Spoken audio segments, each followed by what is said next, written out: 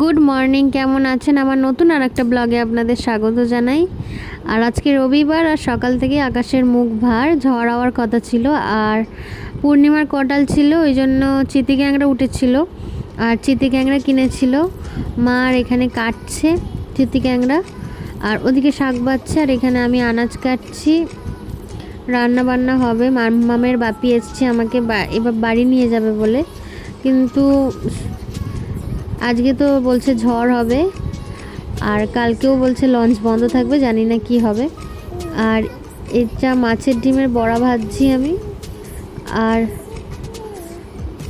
মাছের মাথা দিয়ে তরকারি করেছি ওই শাক দিয়ে।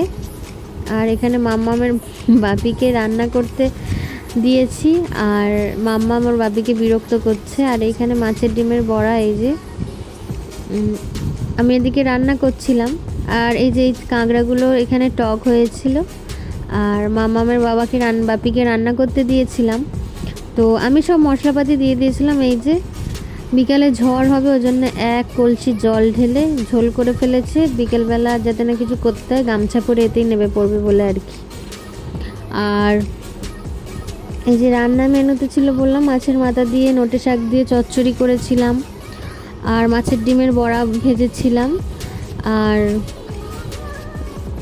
আর করেছিলাম মাংস, চিকেন করেছিলাম। আর এই যে কাঁকড়ার টক, এখানে কাঁকড়াগুলো খুব সুন্দর ছিল, কাঁকড়ার টক। আর এখানে বিকেলবেলা খুব প্রচণ্ড ঝড় হচ্ছিল, বৃষ্টিও হচ্ছিল সাথে, এখনও তেমন হয়নি। আর এই যে ভাবলাম কি খাবো, ওই জন্য চিকেনটা তো ছিলই, ভাবলাম একটু চাল এনে পোলাও করি। যেখানে পোলাও রান্না করছিলাম, খুব বোর হচ্ছিলাম বসে বসে আমি কী করব।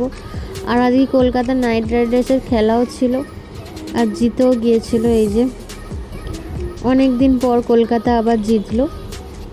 2011 জিতেছিল বোধ হয়, 2012 কি 11 জিতেছিল, তারপর 14, আবার এইবার।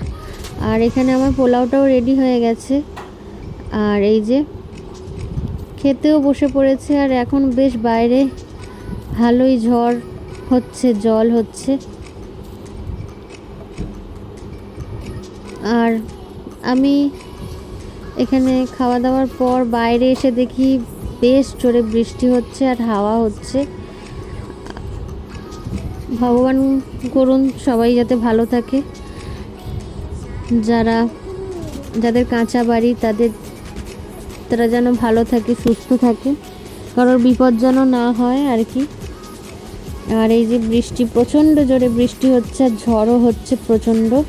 এখন ঘড়িতে বাজে রাত 1টা। উঠেছিলাম প্রচণ্ড ঝড়ে, এই যে গাছ এদিক ওদিক হচ্ছে।